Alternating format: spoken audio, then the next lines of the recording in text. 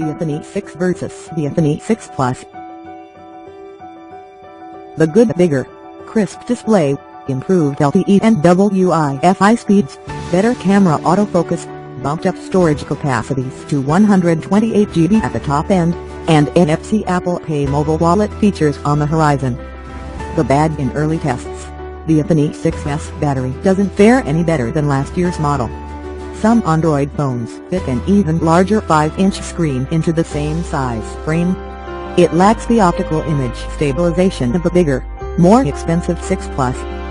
The bottom line, the iPhone 6 delivers a bigger screen while remaining easy to handle, with plenty of features to satisfy everyone, and the promise of Apple Pay on the horizon to potentially sweeten the deal even further. No longer. Now, Apple has created two larger iPhones, one big, the other even bigger. The iPhone 6 sports a 4.7-inch screen, while the iPhone 6 Plus goes full both with a 5.5-inch display. Both of the new iPhones boast flatter designs, ship with somewhat faster AA processors, slightly improved cameras, speedier Wi-Fi and LTE, better voice quality if you're using voice over LTE, and more onboard storage.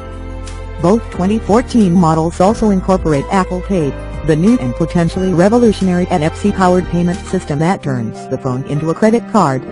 Apple Pay could be the biggest feature on these new iPhones if it works as advertised. Stay tuned for more on that when it launches in the US in October. Between the two new iPhones, the iPhone 6 feels best in my hand. It's thin, elegant, performs really well, and has many of the features I need. But it lacks extra battery life and optical image stabilization, which I care about. So do you go with the more expensive, larger iPhone 6 Plus? I wish I didn't have to debate between two very similar premium phones. The good news is that the iPhone 6, which feels great to hold, has nearly all the same features as the 6 Plus. The iPhone 6 and the 6 Plus both have larger screens than previous iPhones. They both have new AA processors. They both have 16, 64, or 128 GB of storage.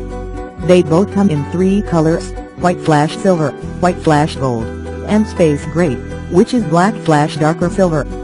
The differences between the two aren't that tremendous, but they're important. The 6 has a 4.7-inch, 1344x750 pixel display.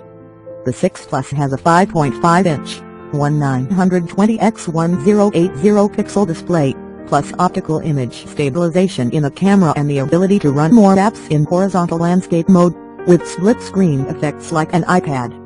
It's also significantly bigger, and weighs more, but it does have a longer battery life. You're not losing much with the 6. But it's not the absolute top of the line, and maybe that bugs you. If it does, get the 6 Plus. For potential buyers of both phones, here's how it breaks down. For potential buyers of both phones, here's how it breaks down. For owners of older iPhones looking to upgrade, these new iPhones are massive leaps in screen size. The 4.7-inch iPhone 6 will probably be more than enough, but the 6 Plus may be downright intimidating unless you're looking for a mini tablet. For potential buyers of both phones, here's how it breaks down. For owners of older iPhones looking to upgrade, these new iPhones are massive leaps in screen size. The 4.7-inch iPhone 6 will probably be more than enough, but the 6 Plus may be downright intimidating unless you're looking for a mini tablet. For Android owners who once jumped ship from iOS and want to come back, this is the iPhone generation you've been waiting for. It's the best iPhone since the iPhone 5. Back then, 4G LTE and an improved screen and camera made the difference. This time, a larger screen, a fast processor, NFC with Apple Pay, although likely only that the additional customization features of iOS 8, and bumped up storage tiers go a long way to close the feature gap with current top Android phones. Designed my favorite feeling 4.7-inch phone, the one that proved larger screens could be made in compact sizes, was the 2013 Motorola Moto X. The iPhone 6 pulled off the same feel. It's close, but different. The new iPhone design may seem bold and different, or possibly a little like the HTC One 8's curved metal, but it's also still very Apple. In fact, it's kind of like the iPhone Touch design, or how the iPads are made.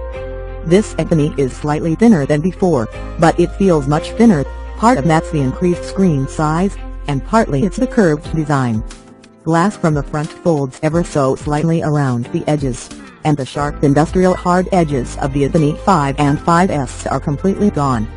It also feels a little like the original Infinix, which had a curved design, too. The new Infinix feels good to hold and beautifully solid. The metal back and glass front are smooth and comfortable. But it also has a slight aura of fragility. Maybe it's the extra slim look, or the massive pane of curved glass on the front. I instantly wanted to slip it into a case just to be safe.